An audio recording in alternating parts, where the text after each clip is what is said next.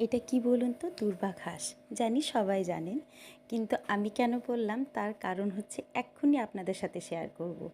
দূর্বা ঘাস আমি বাড়িতে লাগিয়েছিলাম টবে।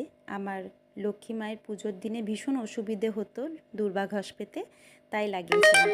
কিন্তু সেটা এখন কিসের কাজে লাগছে দেখুন। আমার বাড়িতে অনেকগুলো পেটস আছে, আগেই আপনারা জানেন।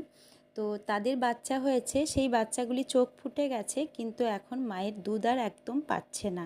তাই এখন একটু চোখ ফুটেছে মানে কচি কচি দূর্বা ঘাসগুলো ওরা সুন্দরভাবে খেতে পারবে।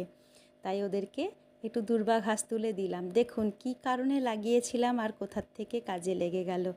লক্ষ্মী মায়ের জন্য লাগিয়েছিলাম। আমার এখানে কিন্তু ওদের কিন্তু পেটের এটা আবার লক্ষ্মীই এলো ওদের কাছে, তাই না? হ্যাঁ, যাই হোক, ওর একটা খাবারের জোগান হয়েছে।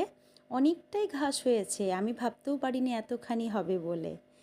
তো আমি যখন আজকে তুলছিলাম, পিসিমণি বলছিল এতখানি তুলিস না, আমার জন্য রেখে তুলিস কিন্তু, যেন বৃহস্পতিবারে পাই। আমি যে হ্যাঁ গো।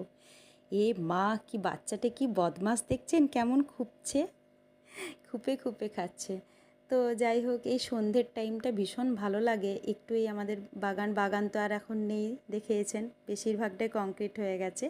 তো এখানে সন্ধ্যেবেলায় দাঁড়িয়ে আছি, আর পাপা দেখুন, মানে জোরও আমাদের ওই সিরজু আমাদের যে পেটসটা আছে, ও আমার পেছন পেছন এসছে। আমি যেখানে যাব ও কিন্তু মায়ের সাথ একদম ছাড়বে না। সেইখানে আমার গাড়ির আওয়াজ পেলেই কিন্তু একদম গেটের বাইরে দৌড়ে চলে আসবে।